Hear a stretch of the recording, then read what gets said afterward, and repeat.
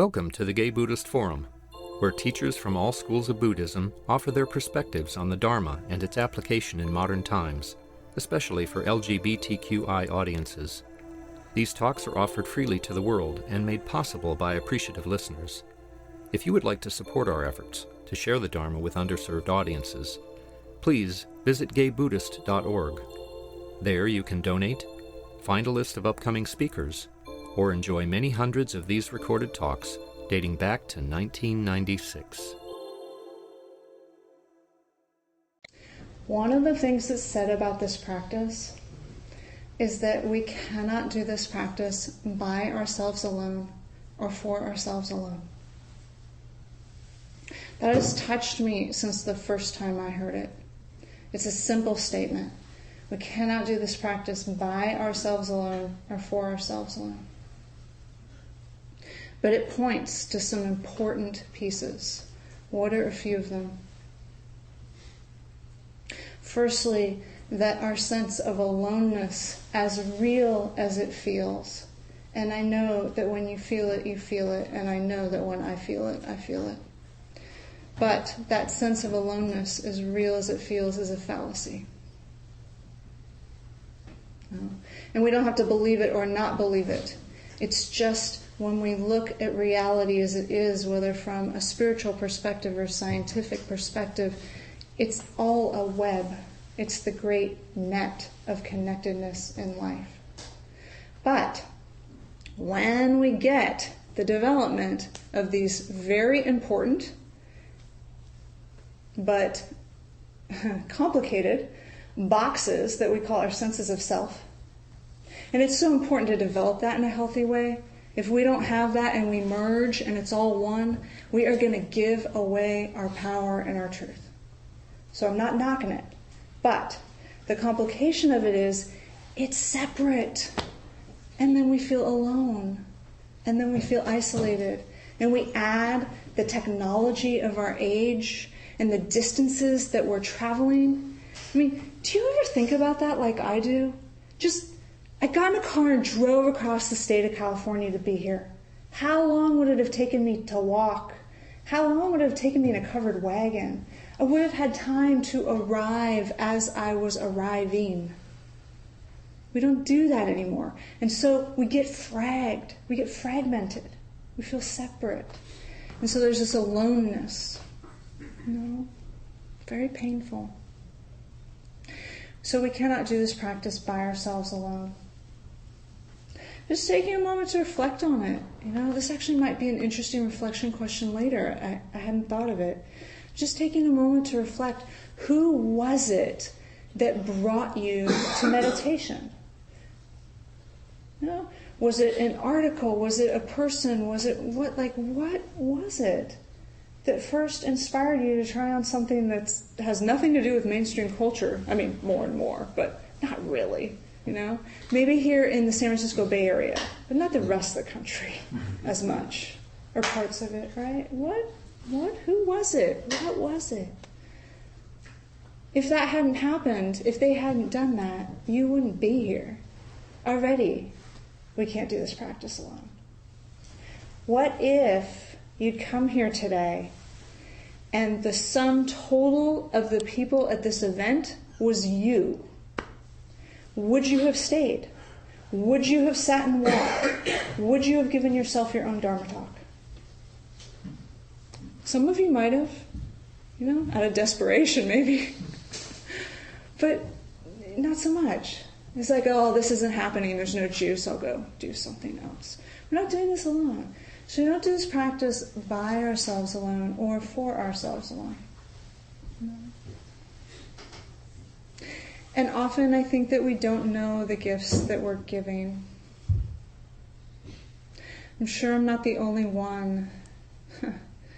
This story just popped into my mind. It's a simple story, and you probably have some story similar. If it isn't in a meditation community, it's in some other community that you're in. A long time ago, back in the years I was sitting my winter retreat at Spirit Rock every winter, 2 months of silence. I did that for 10 years. Then I was done.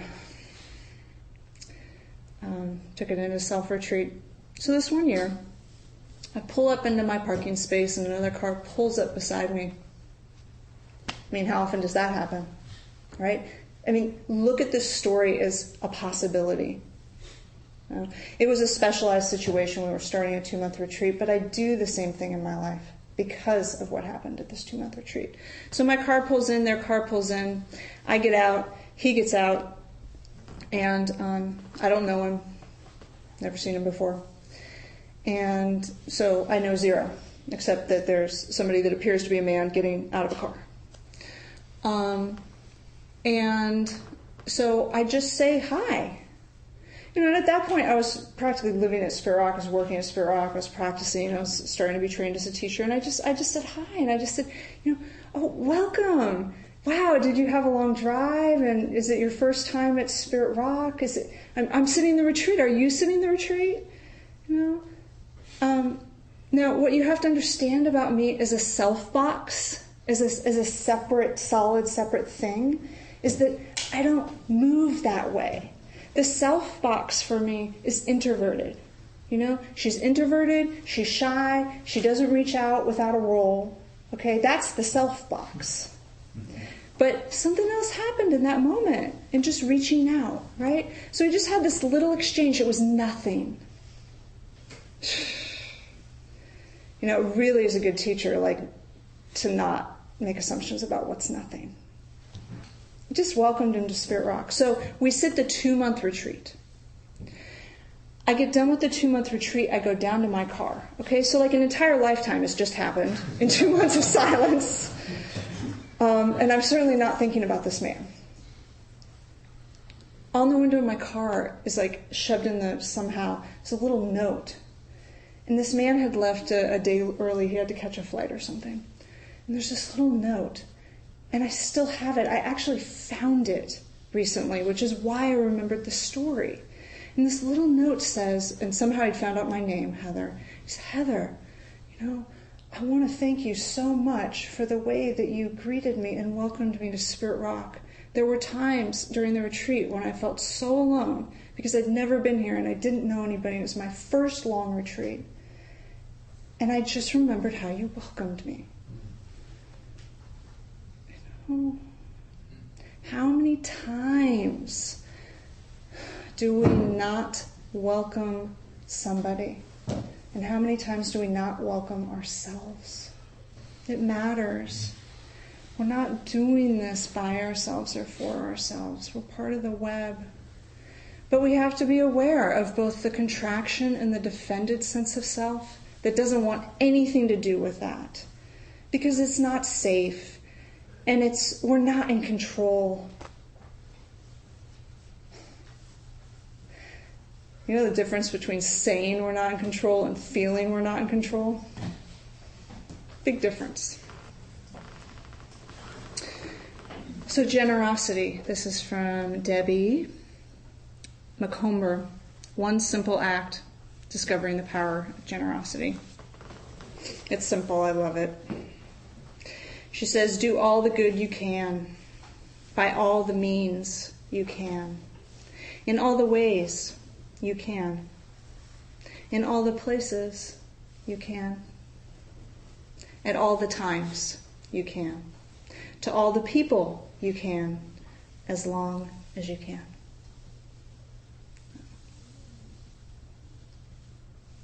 There's a sense of possibility for me in that quote. This is by the scholar Lily De Silva. She says, many suttas, many teachings, enumerate the various benefits of giving. Giving promotes social cohesion and solidarity. It is the best means of bridging the psychological gap, much more than the material economic gap that exists between those who have and those who do not have. The Magga Sutta maintains that hate gets eliminated when one is established in generosity. The one with a generous heart earns the love of others, and many associate with them. Giving also supports friendships.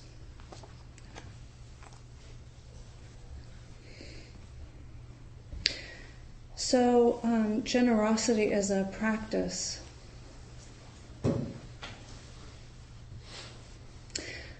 I work with 50 people ongoing individually. And I was having a conversation with one of them, I think right before I went into retreat. And it's somebody who's been through a lot, knows the dark and the light, and works hard with balance between giving and their near misses, especially the near misses of shutting down and not caring as a protection, and codependence. And what codependence is basically a misunderstanding that, in fact, on a relative level, there are two. There is me and there is you. On a relative level. On a universal level, we're all one. And I know this is California and we love that. Mm-hmm. But we need both. They need to interpenetrate and weave. And so this is something that this person has been practicing with. And they said to me, what I'm noticing is that genuine kindness, and she was talking about being in community in some of her communities. She said, genuine kindness is one of the most generous offerings I can give. And I said, well, what do you mean by that? And she said, well, I know that I slide into ungenuine kindness. She said, and for ungenuine kindness for me looks for things like, I talk too much because I'm so worried about them that I want to give them the answers. It's not generous. They said ungenerous kindness or kind of authentic kindness. I mean, obviously they care, that's why they're doing it, but it doesn't work, is when I try to fix them. And thinking that I know. And it's not generous. It's not true generosity. Very interesting conversation. Would it help you all if we opened the door and got a little air? I'm just noticing the fire element is rising in here, i.e. heat. And I actually don't think it's just me doing public speaking this time. Yeah. So I'm going to open this door back here. Okay. Yeah, it's that after lunch warm spell. I asked you all to stay awake, and then we put you in a hot room. That's not really fair. Also, if you find that you're uncomfortable at any point on the floor, it's fine to grab a chair or stand up. Take care of the body. It's the only vehicle we've got to wake up in. So in some ways, that's why I modeled it, instead of just sucking up and saying, I'm fine, I'll be fine. It's like, why not actually express the teaching?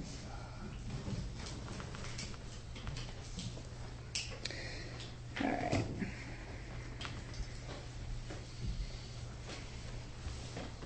The Buddha spoke highly of an attitude towards giving. He had this to say. One who gives in a way of integrity or nobility is happy before they give, happy while they give, and happy after they give. So the invitation into generosity is actually an invitation into happiness. And isn't it amazing that this invitation into happiness brings up more of our stuff? I had a situation last week where somebody in community offered me what I considered over-the-top generosity. Now, this is interesting, and it's a place for each of us to explore. Where's our line in the sand of what we can take in?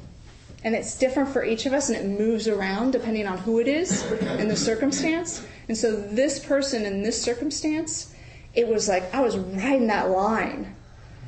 And then they offered something else, and I felt myself go over the line. What happens when we go over the line? A lot of things, and there's a lot of possibilities. But one of the things that can happen when we go over the line is we start to disconnect. We start to protect off and wall off because it's too much. And we pull back. Now again, there's no need to judge that. That's what we do. It's a protection. Our system knows how to protect its own survival, but psychologically it gets really complicated, huh? You know, I mean, it's one thing to have a projectile heading towards my head and I duck, you know. I mean, I don't think anybody would, yeah, that's the right thing to do, right? But what about when the projectile is coming towards our heart and it has a good intention on the top of it? Then what do we do? So it's easy to start to disconnect, it's easy to start to protect, and we all know what our holes are with that. And if we don't know, that's why we're here. To discover, what is it that I do when something crosses my line in the sand?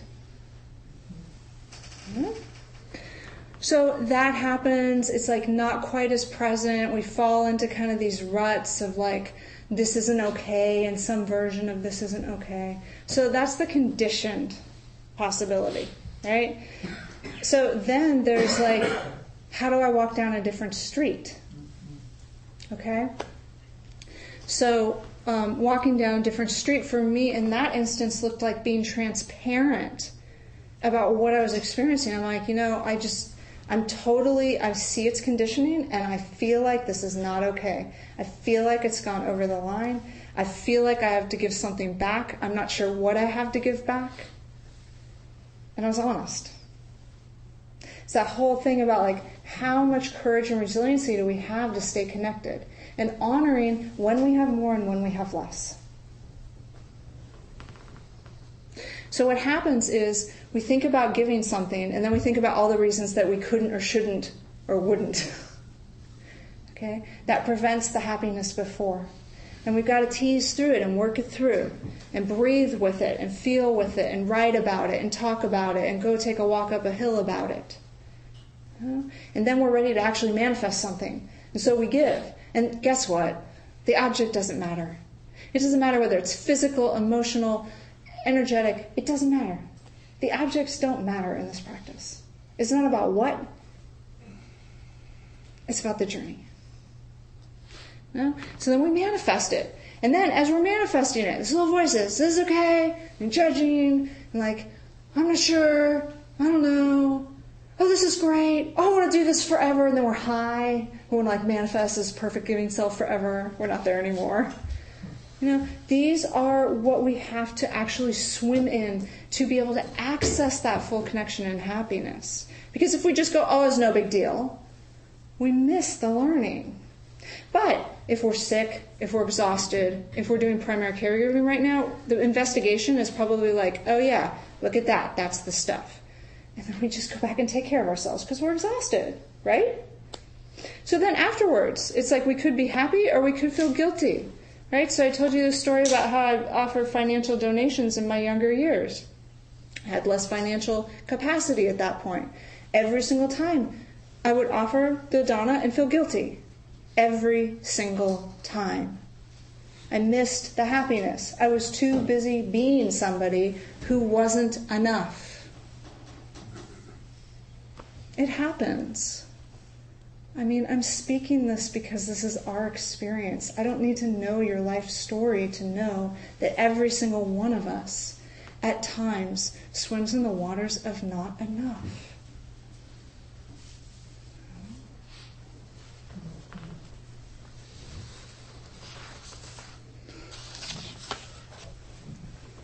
So happiness, that's the invitation.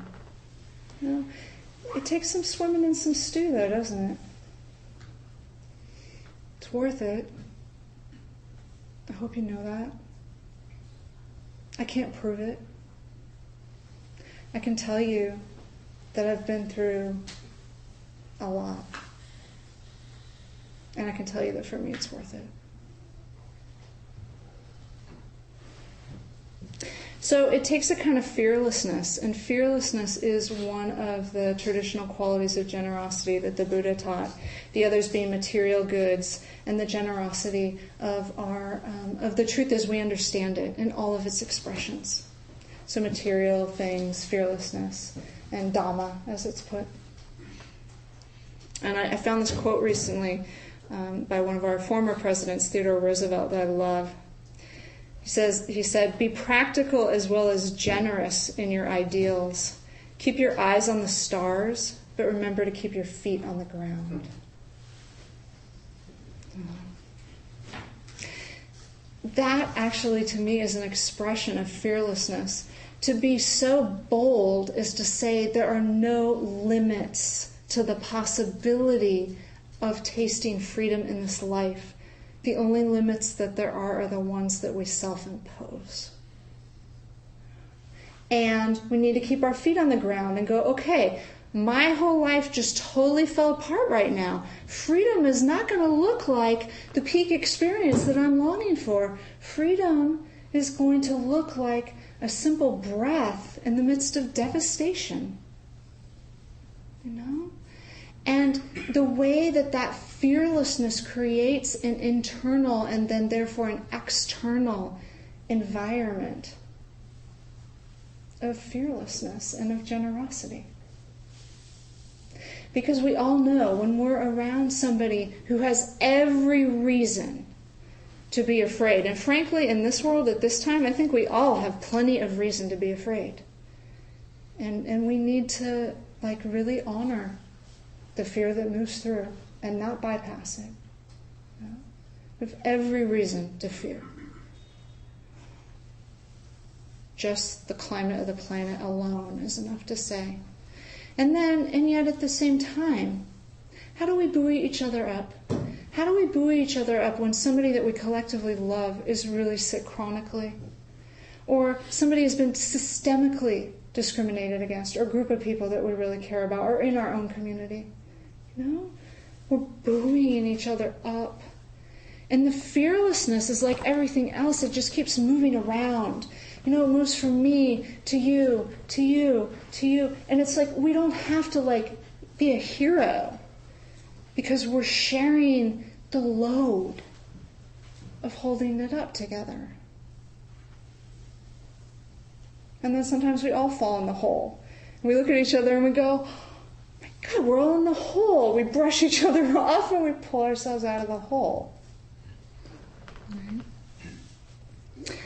So I want to share a little bit from Joanna Macy. You know Joanna Macy? Some of you do. She's local. Oh my gosh. And you know, she's over 80 now. So there's a few teachers these years that I'm just saying, if you hear about them and they speak to you, she's still teaching. Sylvia Borstein, founding teacher of Spit Rock, about to turn 81 years old, still teaching. You know, the lineage carrier of loving kindness in our tradition. As far as I'm concerned. I'm not sure she would categorize herself that way. Joanna was here last year. Joanna was here? She came here? Sylvia's been here before us. Sylvia loves you guys. Sylvia talks to me about you guys. Sylvia originally trained me as a student in loving kindness practice, and then later I had the honor of her training me to teach, which she's done very little of. So she's kind of family also. And whenever I talk about, often I'm going to be teaching on a Sunday morning, either right before or right after the Loving Kindness Retreat that I teach at Spit Rocks. I say, I was down at the SFK Sangha. Oh, how were they? I wish I could get down there. She goes on and on. I mean, isn't it nice to know that you're loved by somebody you don't even know? Because some of you are like, who's Sylvia Borstein? It doesn't matter. Can you feel the love? You know? So Joanna Macy is one of in our Insight Meditation, is one of our foremost women scholars, teachers, and activists. She has spent her life training in social action and social justice, systems theory, and Dharma. And so I'm actually rereading right now her memoir, which is called Widening Circles. And if you want to read a true story about a woman who is fearless, inner and outer, I highly recommend it, Widening Circles. So I've been really going back in these last few months to her work that reconnects, and to tie this in with community and generosity and gratitude. So the central purpose, she says, of the work that reconnects is to help people uncover and experience their innate connections with each other and with the systemic self-healing powers in the web of life, so that they may be enlivened and motivated to play their part in creating a sustainable civilization. No.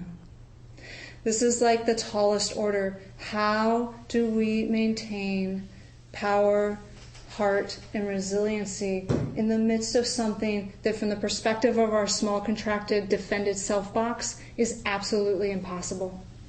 It's called the world. And I cannot save it. And you cannot save it. But we can nurture it and support it and help it move into more resiliency. We can. So she talks about 3 levels. And we move through these. I had a lot of confusion about this when I was younger in practice because very, very early on I was an activist and marched in the streets for women's rights and children's rights mainly. And then I moved into my spiritual path in the foreground, and I'm in these long retreats, and I'm not marching. And it was like, well, wait a second, the world's on fire. Like, I can't do it. It's like really hard, like just confusing, overwhelming. And so these 3 levels. And the first level is the level of personal transformation. If we are doing our work in the world and reactivity is burning through us at all times, we actually have less to give. It doesn't mean we don't give it anyway, because the world's on fire, but we have less to give. So personal transformation in all the different ways that we do that, not just Dharma.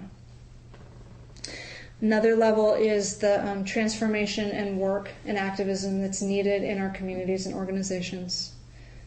That we experience discrimination individually and we experience discrimination systemically. And they both hurt. And then thirdly, the path of direct action.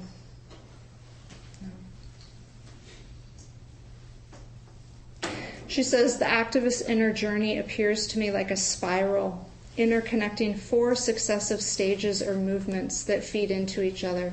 What are the 4? These are so beautiful. I use them all the time. The 4 are, firstly, opening to gratitude. Can we love anyway, dark as it is? Can we say thank you anyway, dark as it is? No. There's a wonderful poem that for me to find in that pile of poems would make you impatient. It's by W.S. Merwin. And so I'm going to ad-lib it. I'm going to improv it. But basically the gist of it is that we're going out into the community and we're saying thank you. From bridges, we're saying thank you. From the tops of skyscrapers, we're saying thank you. In the banks that use us, we are saying thank you. With the forests being torn down faster than the minutes of our lives, we are saying thank you. With nobody listening, we are saying thank you. We are saying thank you faster and louder, though no one listens. We say thank you, and we smile, and we wave. Dark as it is. Dark as it is. So we start with opening to gratitude. And here's the thing, it doesn't matter what the object is. So it can be the smallest thing, still alive. It can be the smallest thing. I love this line from Thich Nhat Hanh, especially because there's something that happened to me last summer. I mean, think about what he's been through.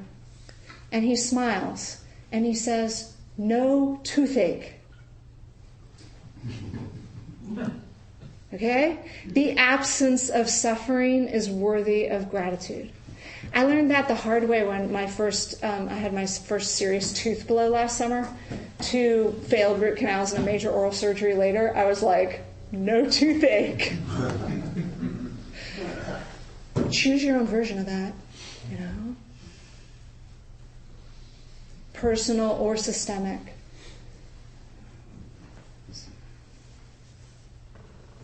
Opening to gratitude. Number 2, opening to our pain in the world and for the world. So we don't just everything's great. It's first gratitude. We buoy ourselves up. We make sure that channel's locked in of the beauty of the mind and heart. And then we say, and things are hard. And we're opening to the suffering. And we breathe with it, and we burn with it, and we hold each other's hands in it. And the third is seen with new eyes. Because when we actually don't interrupt the cycle of suffering and we have the resiliency to meet it, we're grounded in our nervous system, we've got enough inner and outer support, which we don't always have. But when we do, what happens is we see afresh. We know that. I mean, how many of us have gone through the worst that life had to give us, whatever it is for us? And at some point, you wake up in a day and you go, wow.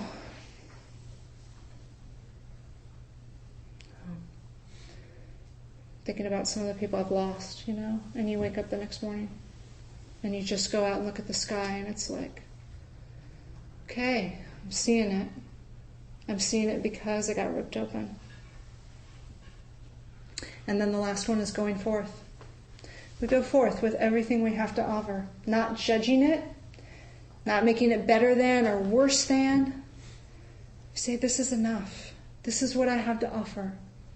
And really own it. Really, really own it. So she says the sequence repeats itself and the cycle spirals around ever in new ways. And so my question to you is just as a reflection, it's like, what part of the spiral are you most in right now? Just in general in your life.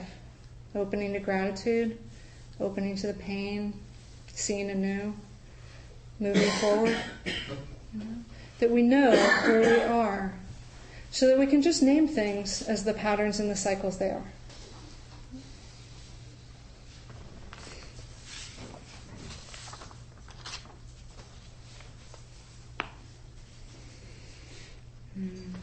Rumi. Be grateful for your life, every detail of it, and your face will come to shine like a sun, and everyone who sees it will be made glad and peaceful.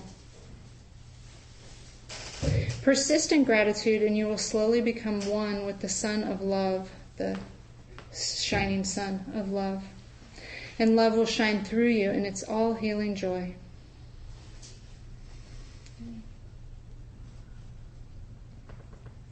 We know that when we're reactive or we walk into a room that's reactive and we have the capacity to recognize that and change the channel, just something simple like gratitude, and I find it to be a very helpful one.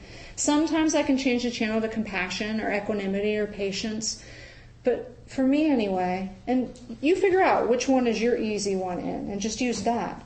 But you walk into a room and it's just toxic, There's all this reactivity. And it's like, all right, am I going to get sucked into that stew and contribute to it? Can I actually see it and change the channel? And for me, it's just so simple to go, all right, this is toxic. What's one thing I'm grateful for? And I just have it set as a default in my mind. Changes things, starts to influence things. Slowly, but we're not on a timeline here. Spiritual path doesn't follow a timeline last time I checked. So we're winding around here, these themes. And I'm glad that we'll have time for you to share with each other so that you can really bring it home to where, it's feet on the ground, super practical, this is where I'm working with this. But I want to end with a quote from my dear Larry Yang, my Dharma brothers, probably some of your Dharma brothers too. I have to say something about Larry. I've known Larry for closer to 20 years now.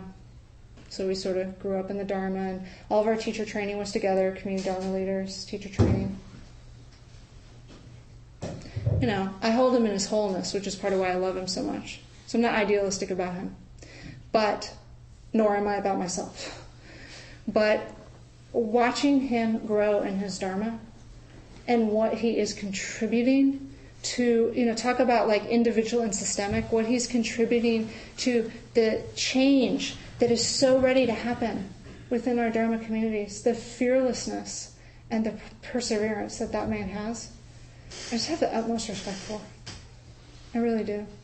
So if you haven't had a chance to sit with him yet, he's not doing as much teaching right now. Seek him out. He's a jewel. So this is when he was the Grand Marshal at the Pride Parade last summer. Interview. He says, freedom is distinct and different from justice. Working towards justice and equity are indispensable activities to level the disparities that create oppression. However, freedom is not dependent on external circumstances, not even justice. Can we do the difficult and hard work of social justice without our hearts becoming difficult and hard as well? Can we deeply engage with working towards justice from a place of inner freedom within our minds and our hearts, and use wisdom and compassion as forces to change the world? That, he says, is the invitation that I'm passionate about exploring for myself.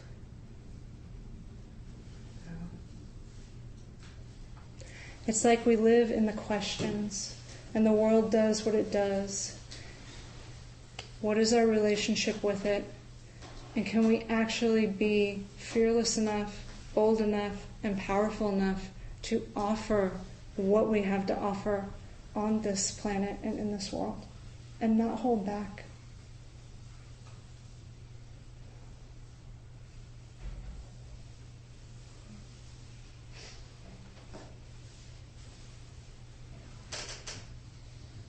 So that is my humble attempt at actually offering just that. And I thank you for the kindness of your attention, and it's for your reflection. Thank you for listening to the Gay Buddhist Forum. If you would like to hear several new talks per month and be notified of upcoming speakers so you can participate live, please subscribe to this podcast, like us on Facebook, and join our mailing list by visiting gaybuddhist.org.